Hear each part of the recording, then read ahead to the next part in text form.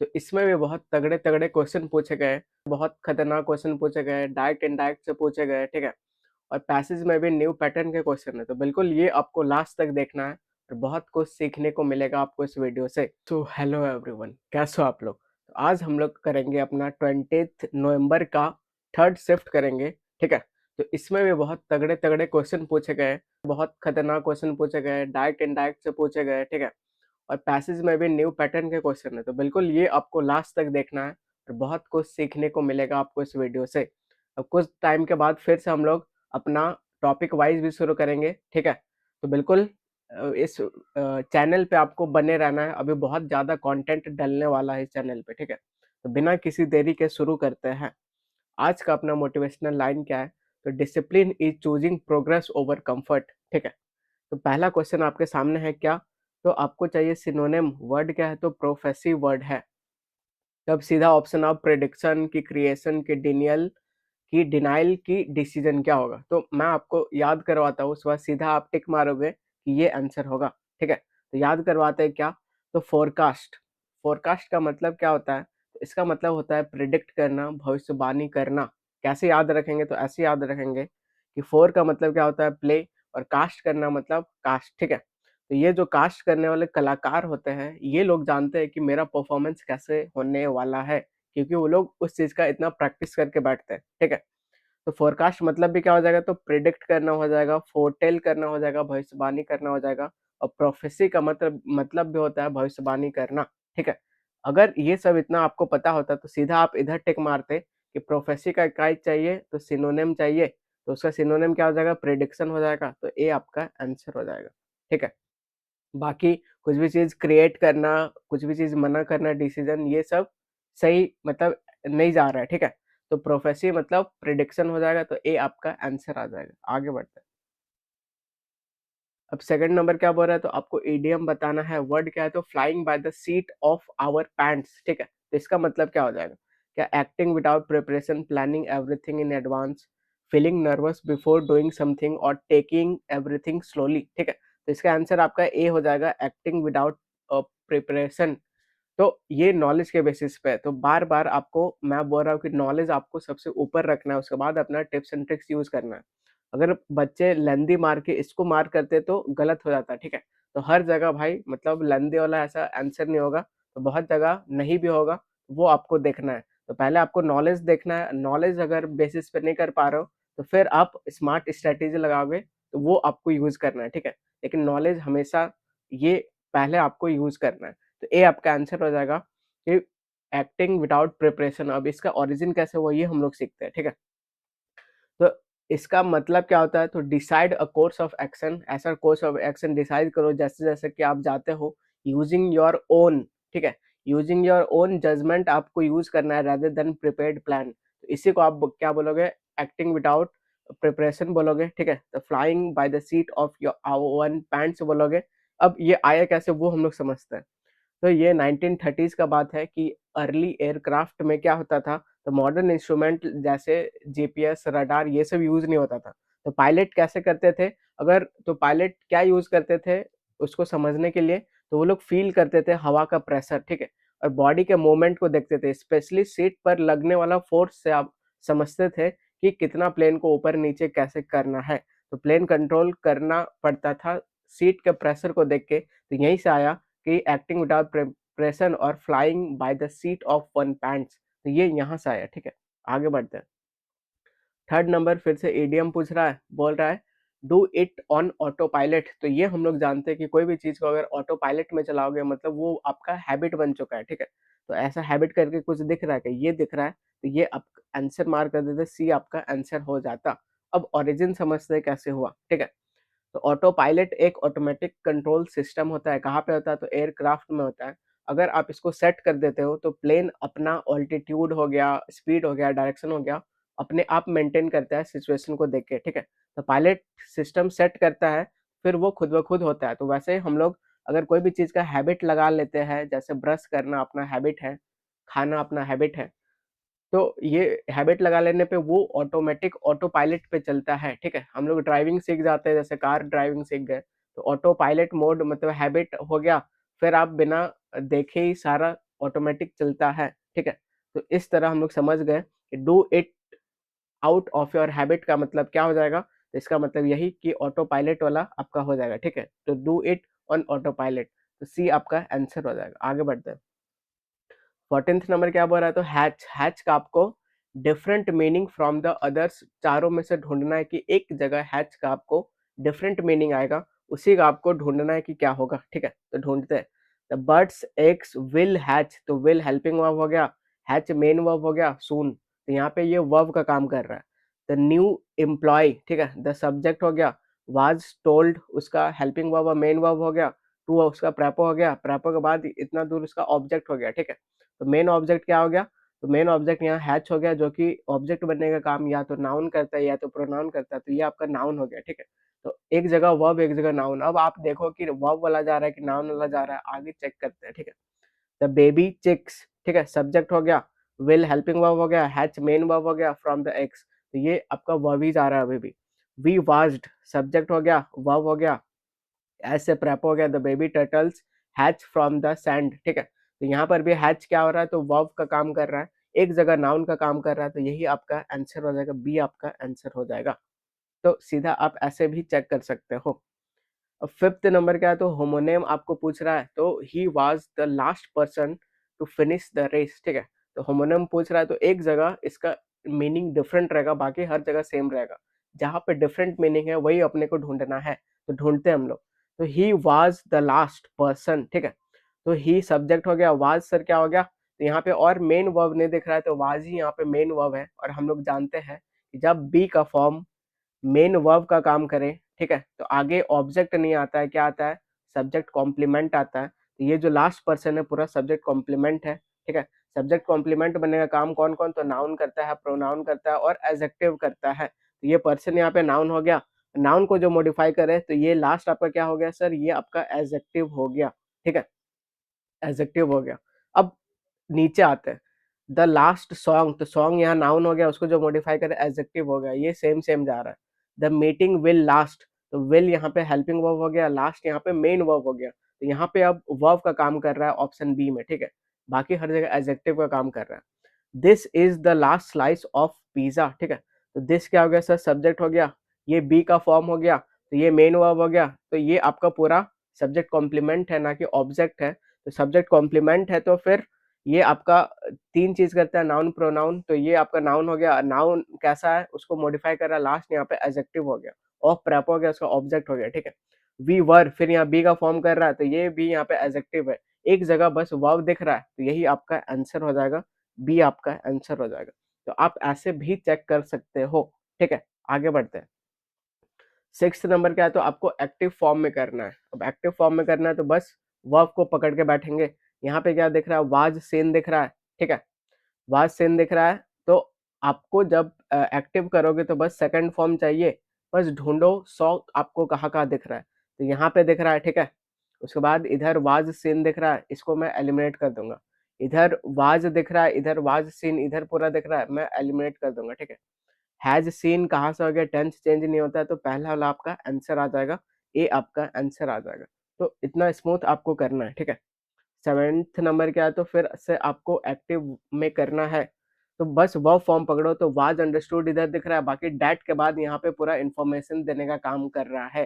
तो प्रायोरिटी हमको किसको देंगे, प्रायोरिटी हम लोग इधर वाला को देंगे। तो वाज अंडरस्टूड है, ठीक है, तो वाज अंडरस्टूड है और अपने को एक्टिव में करना है।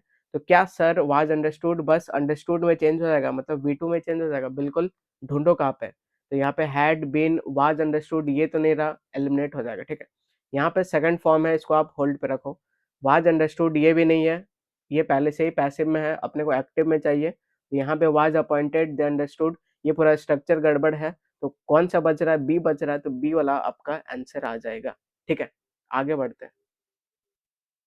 अब 8 नंबर क्या है, तो 8 नंबर आपको करेक्ट स्पेलिंग से भरना है, तो इसमें अप्रोच यूज करेंगे। तो इधर आप देखोगे कि तो मार्स मैलो ये दिख रहा है, और इधर मार्स मैलो ये दिख रहा है, ये दिख रहा है और ये दिख रहा है। तो सब में डब्लू डब्लू वाला है, तो ये वाला एलिमिनेट हो जाएगा और ये वाला एलिमिनेट हो जाएगा, ठीक है। तो कॉमन के बेसिस पे हम लोग कर लिए। अब आपको नॉलेज होना चाहिए कि मार्स मिल्लो होता है कि मार्स मैलो होता है, तो मार्स मैलो होता है, तो सी वाला आपका आंसर हो जाएगा। खत्म क्वेश्चन हो जाएगा, ठीक है। आगे बढ़ते हैं। 9th नंबर क्या है, तो आपको फिर से क्या करना है, करेक्ट स्पेलिंग ढूंढना है। तो वापस से आपको यही करना है कि देखो कि क्लोज कौन सा ज्यादा जा रहा है। इधर सिबल, सेबल, सिबल और सेबल, तो या तो ये दोनों एक साथ आंसर होगा या तो ये दोनों एक साथ आंसर होगा, ठीक है। तो ये अपने को देखना है। बाकी इधर देखो तो डिस डैश डैश दिस ऐसे दिख रहा है, तो यह या तो ये आंसर होगा तो या। तो अब हम लोग नॉलेज के बेसिस पे एलिमिनेट करेंगे क्या, कि सिबल नहीं होता है, सेबल होता है। तो ये वाला सिबल हट गया और ये वाला सिबल हट गया, दो ऑप्शन एलिमिनेट हो गया, ठीक है। अब आप बताओ कि इन डैश होता है कि इन डिस होता है। तो वेरी गुड, अगर आप ज़्यादा इंग्लिश पढ़ोगे तो आपको समझ में आएगा कि सर डी वाला होता है, तो इन डैश पेन सेबल होता है, ठीक है। तो डी आपका आंसर आ जाएगा। आगे बढ़ते हैं। अब 10th नंबर क्या है, तो 10th नंबर आपको इनडायरेक्ट में करना है और बस आपको टेंस पकड़ के बैठना है और आंसर आपके सामने आ जाएगा, ठीक है। तो पढ़ते हैं। The historian said if even if the war had ended, the long term economic effects would have been equally devastating। तो ये समझ में आ गया, क्या आ गया, तो ये कंडीशनल वाला है, वो भी थर्ड कंडीशनल है। तो ये बिल्कुल चेंज नहीं होगा, ठीक है। चेंज नहीं होगा। अगर फर्स्ट कंडीशनल होता तो वो चेंज होता, लेकिन ये सेकंड और थर्ड कंडीशनल में थोड़ा कॉम्प्लेक्सिटी ज़्यादा बढ़ जाता है, तो उसको चेंज करने पे मीनिंग चेंज हो जाता है, ठीक है। तो इसको आपको एज इट इज रिटेन करना पड़ेगा। तो ढूंढो एज इट इज रिटेन कहाँ पे है। तो यहाँ पे उड कहाँ बीच में आ गया, ये एलिमेंट हो जाएगा। If the war had ended, ये आपका सेम सेम जा रहा है, ठीक है, इतना दूर। अब आगे मैं चेक करता हूँ। Long time would have been equally, और इधर कहाँ दिख रहा है, तो वुड हैव बीन इक्वली, तो ये बिल्कुल सही जा रहा है, ठीक है। बाकी यहाँ पे ये पूरा would have been equally devastating, और इधर इवन ये थोड़ा चेंज कर दिया है और ये भी चेंज कर दिया है, विल कर दिया है यहाँ पे। तो बी आपका आंसर आ जाएगा, ठीक है। तो इसको एज इट इज आपको रिटेन करना था, तो बी आपका आंसर आ जाएगा। आगे बढ़ते हैं। 11th नंबर क्या है, तो मिस स्पेल्ड वर्ड पूछ रहा है। तो कुल मिला के अभी इसमें 4 ऐसा पूछा हुआ है, तो 4 × 2 सीधा 8 मार्क्स आप जेब में रख सकते हो। तो स्पेलिंग वाला में भी बहुत आपको ध्यान देना है, ठीक है।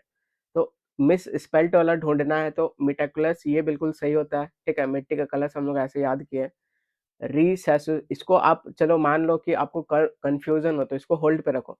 बाकी इधर एडक्वायर देखोगे, इधर पेरिफेरी देखोगे, तो ये भी सही है, ये भी सही है। मान लो अब बी और सी में कंफ्यूजन है, तो देखो ज्यादा गलती आपको क्या लग रहा है। तो हम लोग सुने कि अक्वायर होता है, कोई भी चीज अक्वायर करना, ऐसा एडक्वायर कुछ नहीं होता है, तो यही ज्यादा एरर है, ठीक है। सी आपका आंसर आ जाएगा। तो ये आपको ऐसा अप्रोच करना है, ठीक है। 12th नंबर क्या है, तो मिस स्पेल्ड वर्ड है, ठीक है। तो पहला है आइडेलिक, फिर है आपका विसिसेट्यूड, और ये एफिमरल, एफिमरल बोलते तो जो ट्रांजिएंट है, ये बिल्कुल सही है।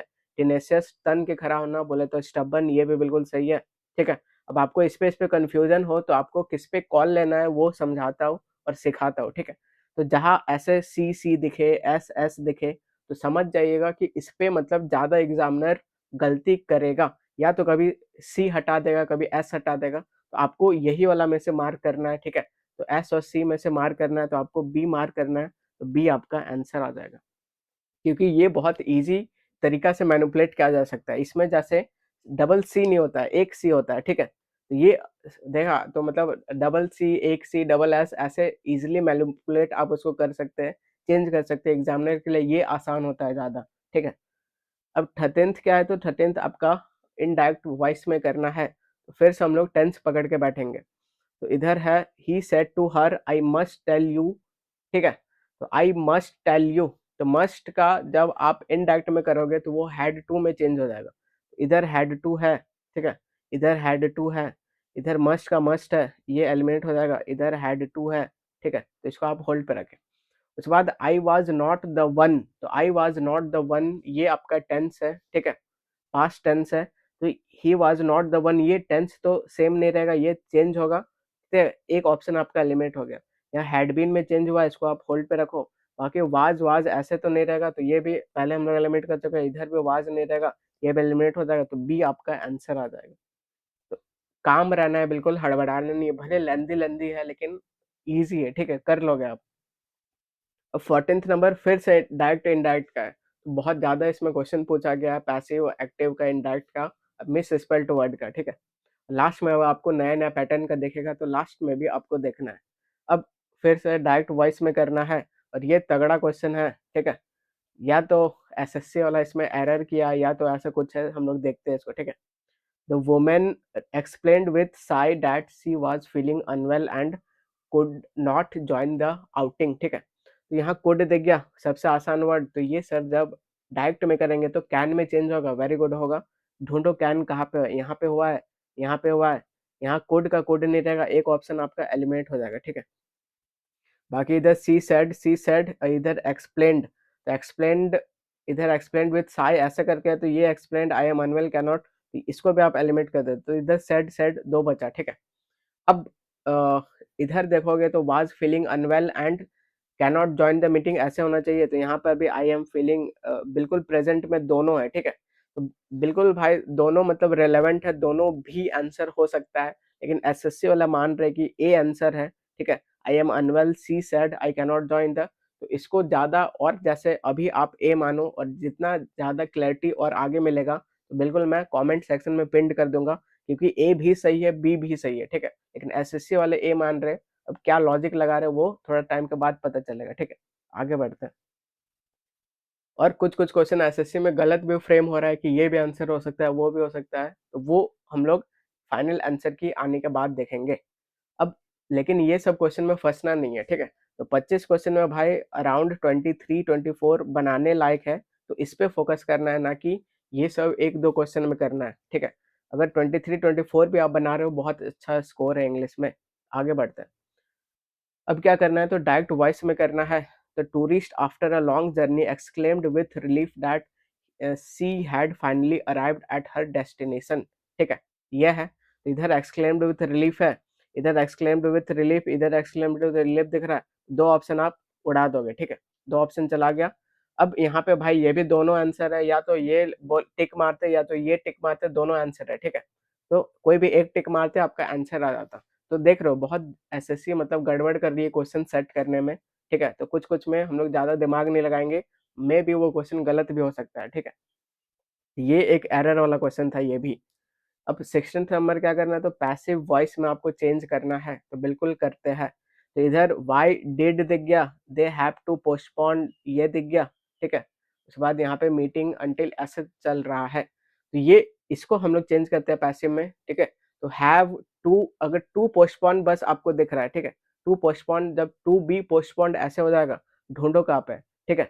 तो टेंस चेंज नहीं करेंगे, तो हैड टू बी पोस्टपोन्ड ये गलत हो जाएगा, क्योंकि यहाँ हैव का हैड कर दे रहा है जो कि गलत है, ठीक है। वाज पोस्टपोन्ड ये पूरा टेंस चेंज है। टू बी पोस्टपोन्ड ये भी नहीं, तो यहाँ पे हैव टू बी पोस्टपोन्ड दिख रहा है, इधर भी हैव टू बी पोस्टपोन है, तो इसी का ये चेंज होगा, तो डी आपका आंसर आ जाएगा, ठीक है। आगे बढ़ते हैं। अब 17th नंबर क्या है, तो फिर से पैसिव में करना है। देख रहे हो भाई, डायरेक्ट, इनडायरेक्ट और एक्टिव पैसिव का जो ढूँढ रहे थे कि सर अलग से वीडियो बनाइए, ये वीडियो आपके लिए है। इस पे बहुत ज़्यादा आपको मिलेगा डायरेक्ट, इनडायरेक्ट का, ठीक है। तो we saw the new CEO enter the conference just as the meeting was about to begin, ठीक है। तो पहला वर्ब क्या दिख रहा है, सॉ दिख रहा है। जब इसका पैसिव करेंगे तो वाज़ सीन हो जाएगा। तो यहाँ पे वाज़ सीन है, ठीक है, यहाँ पे वाज़ सीन है, यहाँ पर भी है और यहाँ पे नहीं है, तो इसको आप एलिमिनेट कर दोगे, डी ऑप्शन आपका चला गया, ठीक है। अब यहाँ पे क्या है, तो वर्ब है यहाँ पे एंटर, एंटर करना। तो जब ऐसा एंटर करना है तो वो चेंज होके टू एंटर हो जाता है, बिल्कुल हो जाता है। ढूँढो कहाँ पे हुआ है, ठीक है। तो यहाँ पे एंटरिंग ये गलत है, इधर टू एंटर है, इसको होल्ड पे रखेंगे। यहाँ एंटर ये गलत है, बी आपका आंसर आ जाएगा। इस तरह आप जल्दी-जल्दी बना सकते हो और इतना प्रैक्टिस करना है कि बिल्कुल एग्ज़ाम में ऐसे ही आप जल्दी-जल्दी बनाओ, ठीक है। अब है आपका पैसेज आ गया, तो read the passage and answer the following question. तो हम लोग पैसेज रीड करने में ज़्यादा विश्वास नहीं रखते हैं, ना कि टाइम वेस्ट करते हैं, तो सीधा आप क्वेश्चन पे आओ, ठीक है। तो 18th नंबर क्वेश्चन क्या है, तो यहाँ वर्ब एडजेक्टिव दिख गया, मतलब ये ग्रामेटिकल वाला है, तो इसमें पैसेज वैसेज रेडी करने का कोई ज़रूरत नहीं है। पूछ रहा है what is the parts of speech of the word rigorous. तो अगर आप मेरा बेसिक्स ऑफ इंग्लिश का लेक्चर देखे होंगे, तो आप देखते ही पकड़ लोगे कि सर ये एडजेक्टिव होता है। कैसे? तो लास्ट में अगर ओ यू एस ऐसा आपको दिखे, तो आपको समझ जाना है कि ये एडजेक्टिव का सफिक्स है, ठीक है। सफिक्स बोले तो प्रत्यय, कोई भी वर्ड के प्रत्यय में, प्रत्यय पार्ट पे मतलब लास्ट पार्ट पे ऐसा वर्ड दिखे, ओयूएस दिखे, तो आपको समझ जाना है एडजेक्टिव है। तो एडजेक्टिव ये रहा, आंसर हो जाएगा, ठीक है। अब फंक्शन के बेसिस पे भी आप इसको मार्क कर सकते थे, फंक्शन के बेसिस पे मतलब सेंटेंस को रीड करके, ठीक है? तो वो कैसे करोगे मैं वो भी बता देता हूँ, ठीक है? तो बिल्कुल आप सीखो, ज़्यादा से ज़्यादा सीखने का कोशिश करो। तो अब फंक्शन के बेसिस पे पूरा हम लोग बेसिक्स काम आता है, तो बेसिक्स हम लोग यूज़ करते हैं। तो दीज़ एग्ज़ामिनेशंस क्या है सर? तो ये आपका हो गया सब्जेक्ट, ठीक है? कौन-सा सब्जेक्ट? तो प्लूरल सब्जेक्ट हो गया। Which demanded years of rigorous. तो व्हिच क्या है? तो व्हिच यहाँ रिलेटिव प्रोनाउन है जो कि पिछला को रिलेट कर रहा है और यहाँ पे एडिशनल इन्फॉर्मेशन इतना दूर तक मिल रहा है, ठीक है? दिस एग्जामिनेशन ये आपका सब्जेक्ट हो गया, प्लूरल हो गया, इसका प्लूरल वर्ब भी चाहिए तो ये रहा इसका प्लूरल वर्ब। इतना दूर क्लियर? लेकिन उसके आगे अपने को नहीं जाना है, इधर रिगरस दिख रहा है। तो इसके अंदर अब ये जो है, इसके अंदर आपको ढूँढना है रिगरस क्या है? तो उल्टा हो, ठीक है? तो प्रिपरेशन क्या हो जाएगा सर? प्रिपरेशन नाउन हो जाएगा, ठीक है? तो कोई भी चीज़ का प्रिपरेशन कर रहे हो मतलब नाउन हो जाएगा। नाउन को जो मॉडिफाई करेगा ये मॉडिफाई कर रहा है, ठीक है? तो नाउन को जो मॉडिफाई कर रहा है क्या हो जाएगा? एडजेक्टिव हो जाएगा। तो ये आपका एडजेक्टिव है। ऑफ क्या है? प्रेपो है। प्रेपो के बाद रिगरस प्रिपरेशन उसका ऑब्जेक्ट है, ठीक है? मेन ऑब्जेक्ट क्या है? नाउन है। नाउन को जो मॉडिफाई कर रहा है रिगरस ये एडजेक्टिव है। ऐसे भी आप मार्क कर सकते थे। आगे बढ़ते हैं। 19th नंबर क्या है? तो आपको एक्टिव पैसिव में चूज़ करना है कि क्या है, ठीक है? तो सीधा आप देखो, क्या देखो? दीज़ एग्ज़ामिनेशंस आपका सब्जेक्ट हो गया, व्हिच डिमांडेड ये यहाँ उसका वर्ब हो गया। तो वर्ब में सर बी का फॉर्म दिख रहा है और थर्ड फॉर्म दिख रहा है। बी का फॉर्म और थर्ड फॉर्म दिखे तो सीधा वो पैसिव में हो जाएगा। तो ये दोनों ऑप्शन एलिमिनेट हो गया। तो ऑप्शन का बहुत ज़्यादा यूज़ करो, काम आसान होगा, ठीक है? बी का फॉर्म क्या होता है सर? तो बी का फॉर्म बीएमआर होता है, वाज़ वर होता है, बीन होता है, बीइंग और इज़ होता है, ठीक है? तो यहाँ पे आर वाला फॉर्म दिया हुआ है। तो बी का फॉर्म और थर्ड फॉर्म देखें तो पैसिव है, तो पैसिव ये रहा। अब देखोगे प्रेज़ेंट परफेक्ट है कि सिंपल प्रेज़ेंट है। तो प्रेज़ेंट परफेक्ट के लिए क्या चाहिए? तो हैज़, हैव और थर्ड फॉर्म चाहिए, कहीं दिख नहीं रहा है। ये ऑप्शन एलिमिनेट हो जाएगा, बी आपका आंसर आ जाएगा, ठीक है? आगे बढ़ते हैं। 20 नंबर क्या है? तो 20 नंबर, ठीक है? ये जो वर्ड है होलिस्टिक, इसका मतलब क्या है? तो हम लोग छोटा से सुनते आ रहे हैं कि होलिस्टिक बताओ, होलिस्टिक वे में बताओ। बोले तो ऐसा बताओ कि पूरा एक भी चीज़ छूटे नहीं और पूरा चीज़ कवर हो, तो ऐसा कहीं दिख रहा है क्या? तो कंसिडरिंग द होल पिक्चर, पूरा चीज़ जो कवर हो, तो सी आपका आंसर आ जाएगा, ठीक है? बाकी आप एक्सट्रीम वर्ड भी हटाना सीखो, तो focus on only one part only, तो ओनली ये सब एक्सट्रीम वर्ड होता है, उड़ा दो, ठीक है? बेस्ड ओनली ऑन, तो ये भी भाई ओनली एक्सट्रीम वर्ड है, उड़ा दो। अनफेयर और बायस्ड ये आपका, ठीक है? तो मीनिंग पता करना था तो मीनिंग सीधा आपका क्या हो जाएगा? सी हो जाएगा। आगे बढ़ते हैं। 21 नंबर क्या बोल रहा है? तो 21 नंबर बोल रहा है कि ये जो लिंक्ड वर्ड है, इसका मतलब क्या हो जाएगा? व्हाट इज़ द सिनोनिम क्या चीज़ का? तो लिंक्ड का। कोई भी चीज़ लिंक्ड है, तो क्या कोई भी चीज़ इग्नोर्ड है? नहीं भाई। कोई भी चीज़ कॉज़्ड है? नहीं। कोई भी चीज़ एसोसिएटेड है, कोई भी चीज़ लिंक्ड है, तो ये हो जाएगा। तो सी आपका आंसर हो जाएगा, ठीक है? तो इसमें भी आप लेंदी वाला मार्क कर सकते थे, आंसर हो जाता। लेकिन ये सब बेसिक है, इतना आना चाहिए, ठीक है? 22 नंबर का तो what is the main idea of the passage? तो अगर अभी तक मेरा आप स्टूडेंट हो सीधा टिक मारते कि सी आंसर हो जाता, आगे बढ़ जाते, ठीक है? अब एक्सियम वर्ड को हम लोग देख लेते हैं। तो tough exams are more important than ever. ये भाई टफ एग्जाम्स ज़्यादा इम्पोर्टेंट है देन एवर, ये क्या बात हो गया? तो ये आप उड़ा दो। Competitive exam should be more harder, ये क्या बात हो गया कि कम्पिटिटिव एग्जाम को ज़्यादा हार्ड कर दो? ये भी एक्सट्रीम है, हटा दो। All students should avoid exam all together, तो ये भी ऑल इधर आपका एक्सट्रीम है, उड़ा दो। तो सी आपका आंसर आ जाएगा। Competitive exams are losing value due to new approaches, तो बिल्कुल आप पैसेज में देखोगे यही चीज आपको देखने को मिलेगा, ठीक है? बस पैसेज पढ़ के ऐसे टाइम पास नहीं करना है। अब 23rd क्या है? तो what is the closest in the meaning of flair? तो फ्लेयर का कुल मिला के एबीसीडी में से क्या आंसर है वो बताना है, उसका क्या मीनिंग है वो बताना है, ठीक है? तो अब पढ़ो, he had a professional flair. तो ही क्या हो गया? सब्जेक्ट हो गया। हैड क्या हो गया? अब यहाँ पे ये हेल्पिंग वर्ब नहीं है, मेन वर्ब है, ठीक है? क्योंकि हेल्पिंग वर्ब नहीं है, तो ये सब हेल्पिंग वर्ब मेन वर्ब बन जाता है जब हेल्पिंग वर्ब नहीं होता है। अ क्या है सर? अ है आर्टिकल, और आर्टिकल हमेशा नाउन के लिए आता है, तो ये रहा आपका नाउन, ठीक है? नाउन को जो मॉडिफाई करे वो कैसा है? तो प्रोफेशनल है, तो ये आपका क्या हो जाएगा? एडजेक्टिव हो जाएगा, ठीक है? अब यहाँ फ्लेयर क्या है सर? प्रोफेशनल फ्लेयर बोले तो ये पॉजिटिव वर्ड है, ठीक है? पॉजिटिव वर्ड है for making people feel he new everything, ये पॉजिटिव वर्ड है कुल मिला के। तो क्लमजीनेस नेगेटिव वर्ड है, एलिमिनेट कर दोगे। कंफ्यूजन नेगेटिव वर्ड है, एलिमिनेट कर दोगे। हेजिटेशन नेगेटिव वर्ड है, एलिमिनेट कर दोगे तो बच रहा है क्या, बच रहा है टैलेंट, तो सी आपका आंसर आ जाएगा। तो अगर आप इतना ऑप्शन का यूज़ करते हो और ऑप्शन के साथ रहते हो तो आपका स्पीड तो आएगा, एक्यूरेसी भी आएगा, ठीक है? एक्यूरेसी भी आएगा, तो स्पीड के साथ एक्यूरेसी बहुत ज़्यादा ज़रूरी है। अब 24th नंबर क्या है, तो what is a term for the sound that can not be heard clearly? जो साउंड क्लियरली हर्ड नहीं करते हैं तो उसको क्या बोलोगे? तो हम लोग मैं आपको एक रूट वर्ड सिखाया था क्या? तो ये कैको, कैको हो गया या फिर मल हो गया, ये सब आपको जहाँ दिखे ये सब नेगेटिव वर्ड होता है और ये सब आपका हार्श साउंड ये सब के लिए होता है, ठीक है? हार्श साउंड होता है और मिक्स साउंड होता है। कैको अगर आपको दिख गया तो कैको मतलब ही होता है बैड, ठीक है? इसका उल्टा क्या होता है? तो इसका उल्टा होता है ईयू। ईयू बोले तो गुड गुड, ठीक है, बढ़िया बढ़िया। तो कैको बोले तो बैड साउंड हो जाएगा, तो ये आपका एलिमिनेट हो जाएगा। जिसको सुन नहीं सकते अपने को ये चाहिए, लेकिन कैको बोले तो बैड साउंड होता है या फिर मिक्स साउंड होता है, हार्श साउंड होता है, लेकिन उसको सुन सकते हो भाई, ठीक है। अब ई फोनी यहाँ ईयू लगा हुआ है, तो ईयू लगा हुआ है तो मतलब ये बढ़िया वाला है, ठीक है। बढ़िया वाला तो यहाँ पे ऐसा कोई सेंस नहीं दे रहा है। रिजोनेंस क्या होता है? तो ये वाइब्रेशन सेल का रिलेटेड होता है, एलिमिनेट हो जाएगा, मफल्ड हो जाएगा, तो बी आपका आंसर आ जाएगा। तो मफल्ड साउंड मतलब बिल्कुल ऐसे-ऐसे बोल रहा है कि सुना ही नहीं दे रहा है ध्यान सही से, ठीक है? तो इस तरह अब लास्ट क्वेश्चन आप बना लीजिए, उसके बाद ये शिफ्ट कंप्लीट हो जाएगा, ठीक है? What is the term of the government controlled by the monopolist? अगर कोई है तो उस गवर्नमेंट को क्या बोलेंगे? तो सीधा ऑप्शन पे आ जाओ, क्या हम लोग समझते हैं? तो ओलिगार्की क्या होता है सर? तो ओलिगार्की वो होता है जो government ruled by few people, मतलब कुछ 3-4 आदमी रहते हैं, अपना ग्रुप बना लेते हैं, उससे गवर्नमेंट रूल करते हैं, उसको ओलिगार्की बोलेंगे। तो ये ऑप्शन एलिमिनेट हो जाएगा, ठीक है? प्लूटोनॉमी, तो ये भाई ऐसा कुछ टर्म इधर नहीं है, इंग्लिश में नहीं है, ये इकोनॉमिक्स में टर्म कुछ होगा, तो ये एलिमिनेट हो जाएगा ये भी। ऑटोक्रेसी, ऑटो बोले तो सेल्फ और क्रेसी बोले तो गवर्नमेंट, तो ये भी नहीं है। अपने को चाहिए the government rule by monopolist चाहिए, ठीक है? तो ये भी एलिमिनेट हो जाएगा। बच रहा है आपका प्लूटोक्रेसी, और एसएससी वाले यही बोल रहा है कि ये जो प्लूटो प्लूटो हम लोग याद भी किए कि सारा वेल्दी लोग प्लूटो में रहते हैं, ठीक है? तो ये होता है कि government rule by wealthy people, जो बिल्कुल अमीर आदमी है।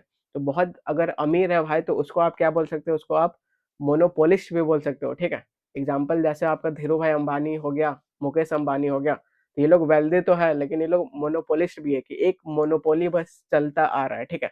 तो इस तरह आप सीधा बी यहाँ पे ज़्यादा एप्रोप्रिएट होगा, तो बी आपका आंसर हो जाएगा। तो इस तरह हँसते-खेलते हम लोग ये वाला शिफ्ट कंप्लीट कर चुके हैं, ठीक है? तो happy learning and take care. मिलते हैं नेक्स्ट शिफ्ट में। लास्ट अपना motivational line, your mindset decides your limits, ठीक है? तो ये अभी बहुत चैनल में बहुत कंटेंट आने वाला है। अभी हम लोग टॉपिक वाइज़ भी करेंगे, तो सारा ए टू ज़ेड करेंगे, लेकिन पेशेंस, बस पेशेंस रखना है। एक-एक करके हम लोग सारा करेंगे, ठीक है? तो मिलते हैं नेक्स्ट शिफ्ट में।